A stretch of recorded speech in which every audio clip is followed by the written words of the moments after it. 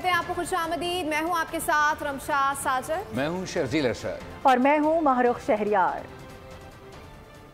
Bulletin का बाकायदा आगाज करेंगे। सबसे पहले आपको बता दें कि दौरे न्यूजीलैंड के लिए पाकिस्तान के T20 और वनडे स्क्वाड का ऐलान कर दिया गया है। T20 स्क्वाड से मोहम्मद रिजवान और बाबर आजम की छुट्टी हो गई है। सलमान अली आगा T20 स्क्वाड की क़यादत करेंगे, शादाब खान उनके नायब होंगे। मोहम्मद रिजवान को वनडे टीम का कप्तान बरकरार रखा गया है। शाहीन शाह अफरीदी और हारिस रऊफ वनडे स्क्वाड में शामिल नहीं हैं। दोनों स्क्वाड्स में नौजवान खिलाड़ियों को शामिल किया गया है। पाकिस्तान टीम दौरा न्यूजीलैंड में 5 T20 और 3 वनडे मैचेस खेलेगी। सलमान अली आगा और आकिब जावेद ने प्रेस कॉन्फ्रेंस में कहा कि वर्ल्ड कप के लिए टीम बनानी है तो नए खिलाड़ियों को सपोर्ट करना पड़ेगा। नए टैलेंट को आगे आने का मौका दे रहे हैं। आपको बता दें कि दौरा न्यूजीलैंड के लिए पाकिस्तान के T20 और वनडे स्क्वाड का ऐलान कर दिया गया है। T20 स्क्वाड से मोहम्मद रिजवान और बाबर आजम की छुट्टी हो गई है और यही कहा भी जा रहा था कि ऐसे ही नतीजे देखने को मिलेंगे। इसकी पहले ही प्रेडिक्शन कर दी गई थी। आज बाज़ाब्ता तौर पर इसका ऐलान कर दिया गया है। सलमान अली आगा T20 स्क्वाड की क़यादत करेंगे, जबकि शादाब खान उनके नायब होंगे। मोहम्मद रिजवान को वनडे टीम का कप्तान बरकरार रखा गया है। इसके साथ साथ आपको बता दें कि शाहीन शाह अफरीदी और हारिस रऊफ वनडे स्क्वाड में शामिल नहीं हैं। आईसीसी चैंपियंस ट्रॉफी का पहला सेमीफाइनल ऑस्ट्रेलिया के भारत के खिलाफ बैटिंग जारी है। दुबई में मैच का टॉस ऑस्ट्रेलिया ने जीतकर बैटिंग का फैसला किया। कैंगरूज की पहली विकेट 4 इनिंग्स पे गिरी। कॉर्नवली खाता खोले बगैर पवेलियन लौटे। ट्रेविस हेड ने जारहाना अंदाज इख्तियार किया, 2 छक्के और 5 चौके लगाए, 39 रन बनाकर आउट हो गए। ऑस्ट्रेलिया ने टीम में 2 तब्दीलियां करते हुए कॉर्नवली और तनवीर सांगा को प्लेइंग 11 में शामिल किया है। और मज़ीद खबरें शामिल कर आपको बताएं कि मुखालिफिन मुल्क को दिवालिया देखना चाहते हैं, उन्हें पाकिस्तान का एटमी क़ुव्वत होना हजम नहीं हो रहा। नायब वज़ीर आज़म इसहाक डार ने वसाक़ती कमीशन ऑफ पाकिस्तान की इमारत का संग बुनियाद रखने की तकरीब से खिताब में कहा कि मुल्क को आगे ले जाना है, हम सब की इज्तिमाई ज़िम्मेदारी है। बैरूनी कर्ज़ों से निजात बहुत ज़रूरी है, वक्त का तकाजा है, मुआशी खुद इन्हिसारी की तरफ बढ़ें। आने वाले दौर में चैलेंजेस का ज़्यादा बेहतर अंदाज में मुकाबला करेंगे। Responsibility है, if you have to take this country forward, believe me, this country has great resilience. और इंशाअल्लाह I think मेरा ईमान है, it's not too far away when Pakistan will get the right place in the community of nations. It's a nuclear country, it's a missile quwwat. The only thing lacking is a strong economic power. You know, a year back, you know the situation. The PDM government was doing nothing but saving the country from default. And I tell you, जो आपके well wishers नहीं हैं, they would love to see you in default. They would love to see you in problem, in economic problem. Reason? Because you are a nuclear power, the only Islamic country in 57. You are a missile, quwwat, and it doesn't digest. जबकि दूसरी जानिब IMF 6 माह की कारकर्दगी का जायजा ले रहा है। हमें बातचीत को आगे बढ़ाने के लिए जिद्दत को अपनाना होगा। वज़ीर ख़जाना मोहम्मद औरंगज़ेब कहते हैं कि मईशत बेहतरी की जानिब गामज़न है। आने वाले दिनों में पायदार तरक्की का हदफ हासिल कर लेंगे। With the delegation which has just arrived for the first 6 monthly performance review in terms of the EFF. I do think we are in a good place with respect to macroeconomic stability. The structural reforms are underway. Now where do we go from here? And that's where we need to ensure that this time, the opportunity that we have, we use it prudently, we use it wisely for sustainable and inclusive growth, inshallah, as we go forward. Pakistan और आलमी मालियाती इदारे के दरमियान policy level के मुज़ाकरात, मालियाती खसारे, primary balance, सूबों के surplus, revenue collection पर briefing दी गई। IMF वफ्द ने रवा माली साल के लिए जुलाई से जनवरी तक रेवेन्यू पर बात भी की।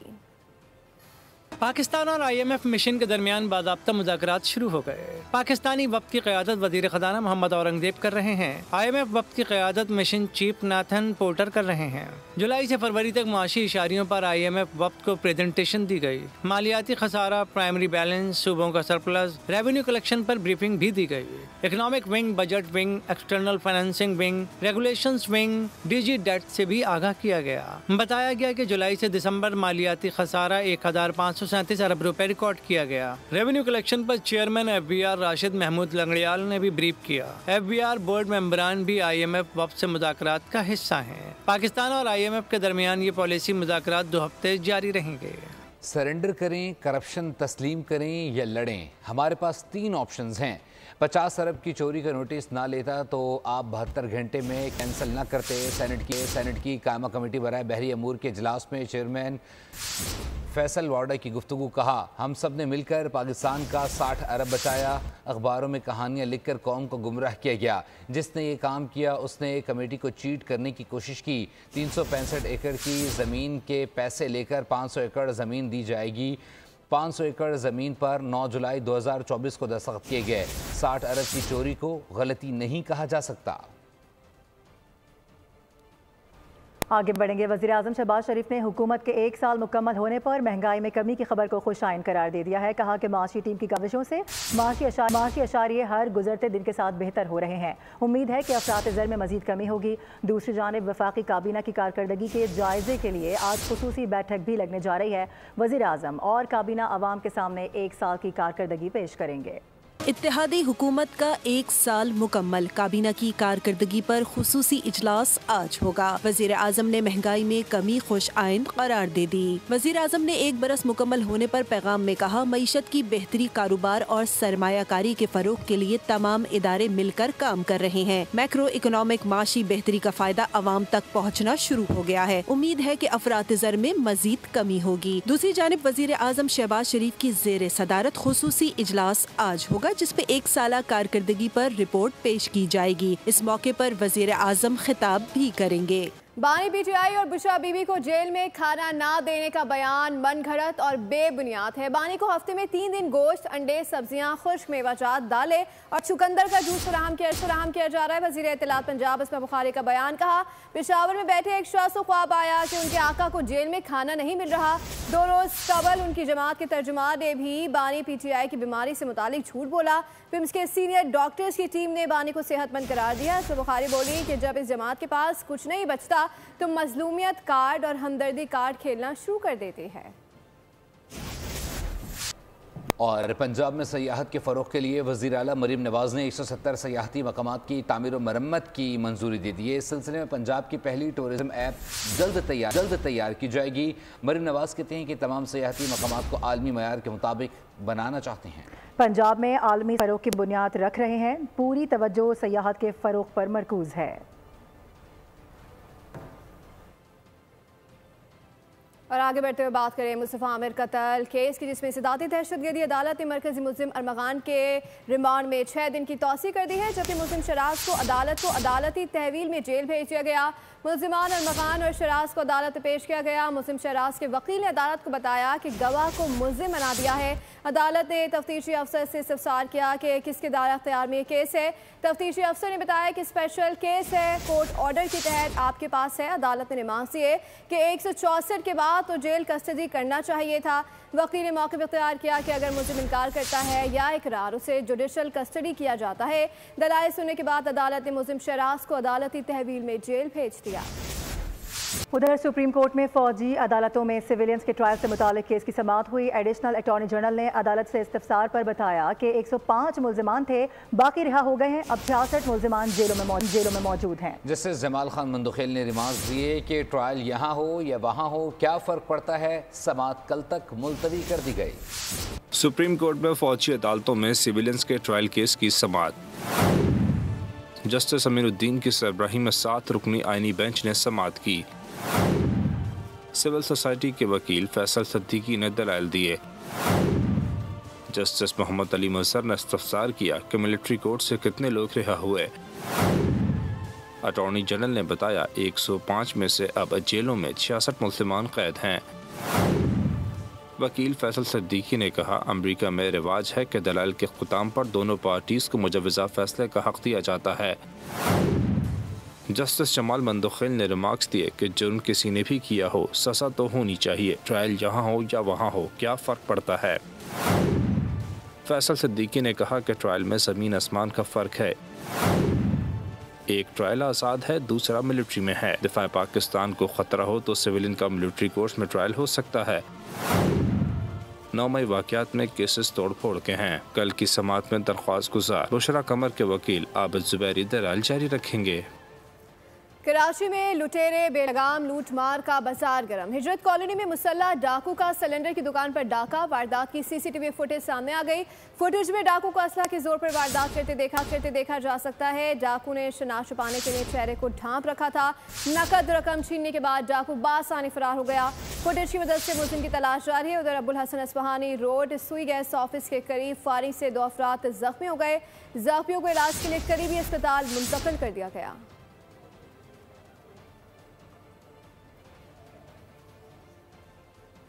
कराची से खबर है, मंगूपीर नॉर्दर्न बाईपास पर ट्रॉलर और ट्रक में तसादुम, एक शख्स जाम बहक, दूसरा जख्मी हो गया। जाम बहक और जख्मी अफराद को अस्पताल मुंतकिल कर दिया गया है। जाम बहक और जख्मी अफराद की शनाख्त नहीं हो सकी है। अपडेट करें आपको इस हवाले से, तफसीलात लेंगे। खुरम गुलजारा में ज्वाइन करें। खुरम बताएगा इस हवाले से क्या सामने आ सका।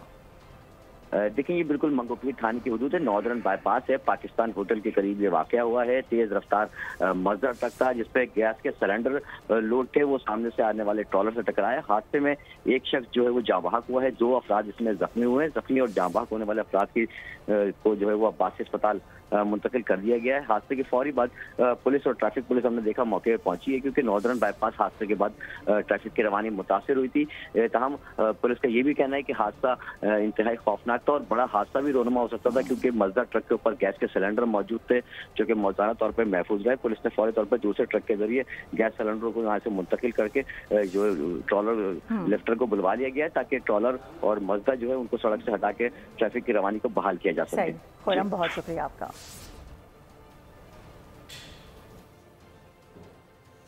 और इस वक्त हम खबर शामिल करते हुए आपको बताएं कि कराची में बगैर हेलमेट मोटरसाइकिल चलाने वालों के गालों के गिर्द गहरा तंग कर लिया गया है और शहर की 3 सड़कों पर बगैर हेलमेट दाखिले पर पाबंदी आयद करने का फैसला किया गया है। मेट्रोपोल क्लिफ्टन ब्रिज से 2 तलवार तक बगैर हेलमेट दाखिले पर पाबंदी होगी। दूसरी सड़क PIDC से सऊदी कौंसलेट तक होगी। तीसरी शार फैसल होगी, जो बहुत बड़ा टास्क है। आपको अपडेट करें, रमज़ान में तजुर्बाती बुनियादों पर मुहिम को चलाया जाएगा। रमज़ान के बाद से किसी को रियायत नहीं दी जाएगी। आपको अपडेट कर रहे हैं, दूसरी सड़क PIDC से सऊदी कौंसलेट तक होगी। आपको बता रहे हैं इस हवाले से। तीसरी शार फैसल होगी, जो बहुत बड़ा टास्क है। आपको अपडेट कर रहे हैं इस हवाले से। बगैर हेलमेट मोटरसाइकिल चलाने वालों के खिलाफ गिरद गहरा तंग कर लिया गया है। रमज़ान में तजुर्बाती बुनियादों पर मुहिम को चलाया जाएगा। आपको अपडेट करें इस हवाले से। रमज़ान में ये तजुर्बाती तौर पर किया जाएगा, इसके बाद कोई कार्रवाई अमल में नहीं आई जाएगी। अब रुक सिलसिले को आगे बढ़ाएं।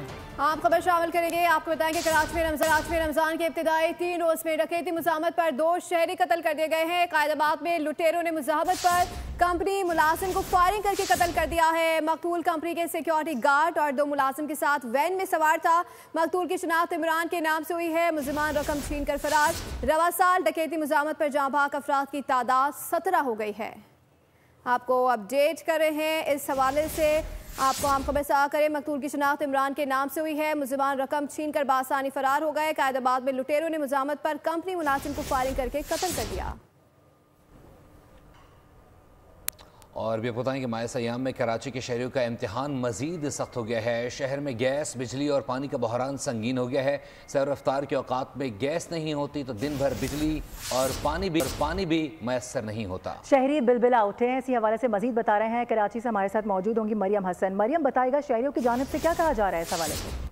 शहर कायद में गैस, बिजली और उसके साथ साथ पानी का बहरान शिद्दत इख्तियार करता जा रहा है।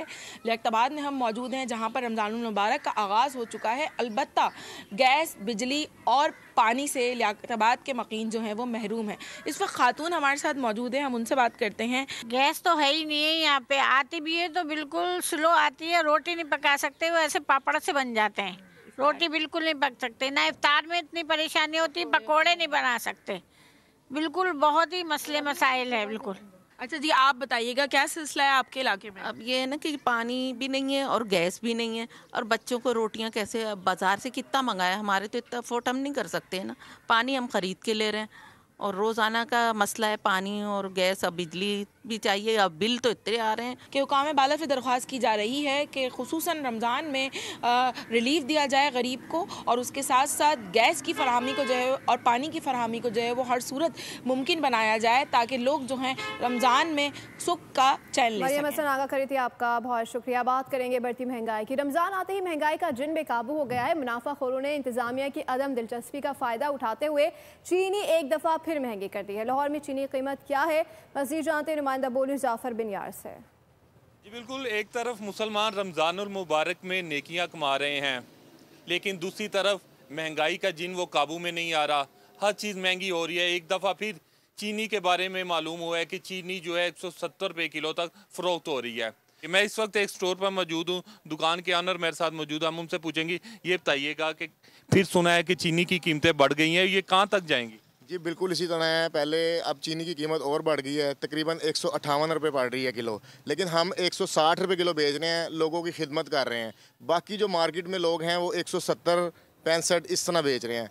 ये तो एक दुकानदार इनका कहना था कि हमारा रेट तो वही है जो गवर्नमेंट ने कहा हुआ है कि 160 रुपये तक हम दे रहे हैं चीनी, लेकिन बाद जो शिकायत मसूल हो रही हैं, जो लाहौर के बड़े स्टोर हैं, दूसरी करियाना स्टोर है, वहाँ से ये कहा जा रहा है कि चीनी जो है 170 रुपये किलो फ़रोख्त हो रही है और ये कीमतें मज़ीद बढ़ेंगी, और कहा जा रहा है कि तकरीबन 200 रुपये तक चीनी फ़रोख्त होने का खदशा है। जी हमें अपडेट कर रहे थे। रावलपिंडी में रमज़ान मुबारक के आते ही सब्जी और फ्रूट की कीमतों में इजाफा हो गया है। बचत बाजारों में भी आवाम को कोई रिलीफ नहीं मिल पा रहा। मज़ीद जानते हैं नुमाइंदा बोल न्यूज़ इसरार खान से।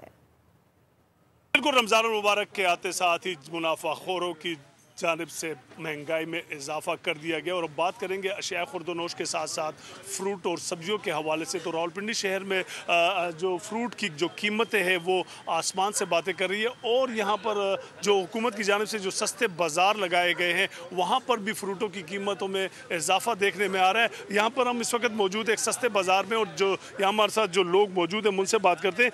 यहाँ बाहर से टैली करके यहाँ पर जो सस्ता बाज़ार है उससे बेहतर है। ये काला किलो जो आप मार्केट में पूछें 500-600 रुपया, कमर्शियल में बड़ी मार्केट में यहाँ 300 रुपये का है। कुछ लोग तो ये कहेंगे, लेकिन ओवरऑल लोग खुश हैं। जो सस्ता बाज़ार में चीज़ मियारी है, मैं खुद इस चीज़ से मुतमईन हूँ।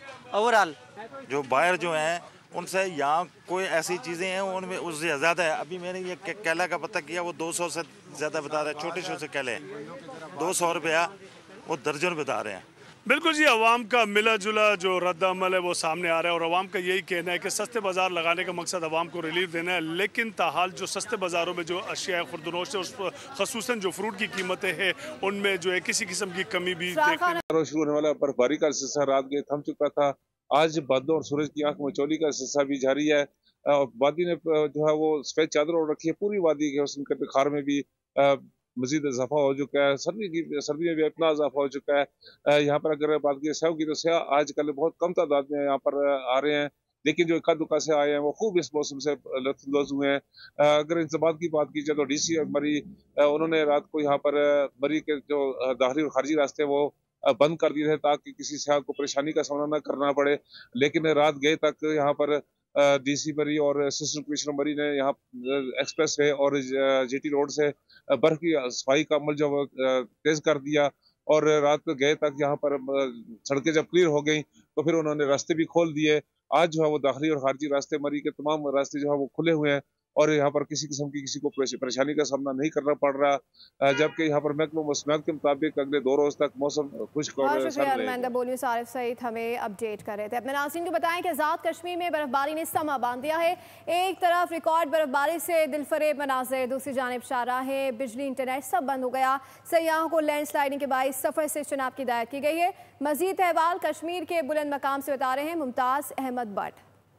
आज़ाद कश्मीर के अंदर बरसने वाली बर्फ़ ने आज़ाद कश्मीर के मनाजर को मज़ीद निखार दिया। आज़ाद कश्मीर के बुलंद मकामात पर बर्फ़ पड़ने की वजह से आज़ाद कश्मीर के जो मनाजर हैं वो हसीन हो गए हैं। दिलफरेब मौसम में स्याहों को अपनी तरफ मुतवज्जा कर रहे हैं, देखने वालों पर शर्त बितारी कर रहे हैं। आज़ाद कश्मीर के अंदर तकरीबन 5 से ज़ायद फिट तक बर्फ़ पड़ी है, जबकि लोअर और मैदानी इलाकों में भी 1 फिट तक बर्फबारी रिकॉर्ड हुई है, जिससे दरिया, पहाड़ और जंगलात सब जमीन की जानब झुक चुके हैं, जिसकी वजह से जो सर्दी है वो भी खासी बढ़ चुकी है।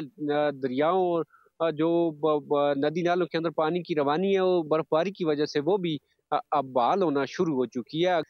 SDMA ने भी SIA और मकामी अफराद को जो सफ़र है उसमें एहतियात करने की हिदायत भी जारी की गई है। अगर दूसरी जानब टेली कम्युनिकेशन और मवासलात के निज़ाम की बात की जाए तो बरकियात की लाइनें मुतासर हो गई हैं, जबकि टेली कम्युनिकेशन और इंटरनेट मुकम्मल बंद है, जिससे लोगों को शदीद मुश्किलात का सामना करना पड़ रहा है। अगर मौसम की बात की जाए तो आज शाम तक महकमा मौसमियात ने पाकिस्तान में माहौलियाती आलूदगी के खात्मे के लिए इक़दामात। वज़ीर आज़म की मावन बराए माहौलियाती तब्दीली ने नेस्ले पाकिस्तान के 1 लाख दरख्त के साथ शहरी जंगलात लगाने की पहली मुहिम का इफ्तिताह किया है। नेस्ले केयर के तहत ये सरगर्मी 2050 तक नेट ज़ीरो के हुसूल के लिए कंपनी की कार्बन के अखराज में कमी की कोशिशों का हिस्सा है। रुमैना खुर्शीद आलम ने CDA के इश्तराक से मुहिम के लिए नेस्ले के ताउन को सराहा। कहा कि हम सब मिलकर सिर्फ दरख्त नहीं लगा रहे बल्कि आने वाली नस्लों के लिए एक मिरास कायम कर रहे हैं। आगे बढ़ेंगे, आपको बताएं कि बलूचिस्तान में मज़मूम मकासद और अमन व अमान तबाह करने के लिए अब ख़वातीन का इस्तेमाल किया जाने लगा है। कलअदम BLA ख़वातीन को वरगला कर दहशत गर्दी के लिए माइल कर रहा है। ख़वातीन से खुदकुश हमले तक करवाए जा रहे हैं, जिनमें कई शहादतें सामने आ चुकी हैं। हालेकार बनाया, इस्तेहसाल किया और दहशतगर्द बनाकर मरने मारने के लिए छोड़ दिया। बलूचिस्तान में शरपसंद घिनौना खेल खेलने लगे। दहशतगर्दी के लिए खवातीन के इस्तेमाल की हकीकत बेनकाब हो गई। कम मशकूक समझे जाने और सिक्योरिटी जांच पड़ताल से बआसानी गुजर जाने के सबब खवातीन को हथियार बना लिया गया। शारी बलोच, माहिल बलोच, अदीला बलोच इसकी वादे मिसाल हैं। खवातीन खुदकुश बम्बारों की जानिब से किए गए हमलों में कई शहादतें भी सामने आई। इन खवातीन को सोशल मीडिया के जरिए बरगलाया जाता है, फिर खुद मुख्तारी के सब्ज बाग दिखाकर दहशतगर्दी करवाई जाती है। BLA के कारिंदे तालीमी याफ्ता खवातीन को खुदकुश मिशंस के लिए हदफ बनाते हैं और मकसद के हुसूल के लिए इंसानों और रोबोट्स में इत्तेहाद हो गया है। Action science fiction film electric state में अनोखा फिक्शन 14 मार्च से स्ट्रीम किया जाएगा। फिलहाल फिल्म का ट्रेलर देखिए। इसी के साथ 3 बजे के बुलेटिन से फिल वक्त इतना ही। मज़ीद खबरों और अपडेट्स के लिए विजिट कीजिए हमारी वेबसाइट boldnews.com और देखते रहिए बोल।